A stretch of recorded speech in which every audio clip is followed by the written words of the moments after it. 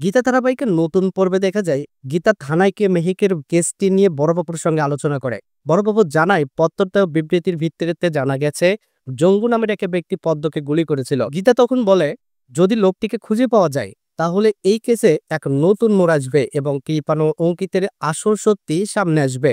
এরপর বড়বাবু জঙ্গুর খোঁজে বেরিয়ে পড়ে। ওদিকে পদ্ম হাসপাতাল থেকে সোজা ব্যানার্জি বাড়িতে ফিরে আসে। সে রতিকে বলে বিয়ে বাড়ির কাজ বলে কথা, তাই টিপসাপ দিয়েই চলে এলাম।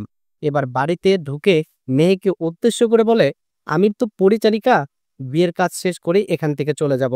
পদ্মর এই কথায় ব্যানার্জি বাড়ির সকলেই স্তব্ধ হয়ে যায়। কৃপান বিস্মিত হয়ে বলে তুই কি করতে এসেছিস? তখন কিরণকান্তি পদ্মকে সেখান থেকে চলে যেতে বললে পদ্ম শান্ত গলায় বলে ভয় পাবেন না, আমি কোনো দাবি নিয়ে আসিনি, বরং আমি বয়ান নিয়ে এসেছি। সে কাগজটা মেহেকের হাতে ধরিয়ে দিয়ে বলে এতে লেখা আছে কৃপান দাদাপাপুরের সঙ্গে আমার কখনোই বিয়ে হয়নি। পদ্ম আরো বলে তোমার তো বিয়ে হয়েছিল, কিন্তু তারপরও তুমি অন্য পুরুষের সঙ্গে সম্পর্কে জড়ালে। এই কথা বলায় কৃপান ক্ষিপ্ত হয়ে পদ্মকে চড় মারতে যায়, কিন্তু মেহেক তাকে থামিয়ে দেয়। পদ্ম তখন মেহেককে আরো আক্রমণ করে বলে তুমি আমার সংসার ভেঙেছ, আমি চাইলে আদালতে যেতে পারতাম, কিন্তু যাইনি। তুমি এত নিচে নামলে তুমি কোনোদিনই সুখী হবে না। এই কথাগুলো শুনে মেহেক চুপচাপে চোখের জল ফেলে বলে তোকে কি করে বোঝাবো আমি কৃপানকে ঘৃণা করি, কে জানে কে আমাকে বাঁচাবে শেষ পর্যন্ত।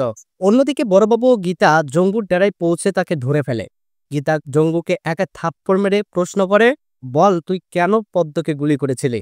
এরপর বড়বাবু জঙ্গুকে থানায় নিতে চাইলে ঠিক সেই সময় দুজন অজানা গুন্ডা এসে জঙ্গুকে গুলি করে পালিয়ে যায়। জঙ্গু ঘটনাস্থলেই মারা যায়। গীতা ভেঙে পড়ে আর বলে শেষ সাক্ষীটাও খতম হয়ে গেল। এরপর প্রেস মিডিয়া গীতা ও বড়বাবুকে ঘিরে ধরে প্রশ্ন করে আপনাদের হেফাজতে থাকা অবস্থায় একজনকে গুলি করে মারা হলো, এর দায় কে নেবে?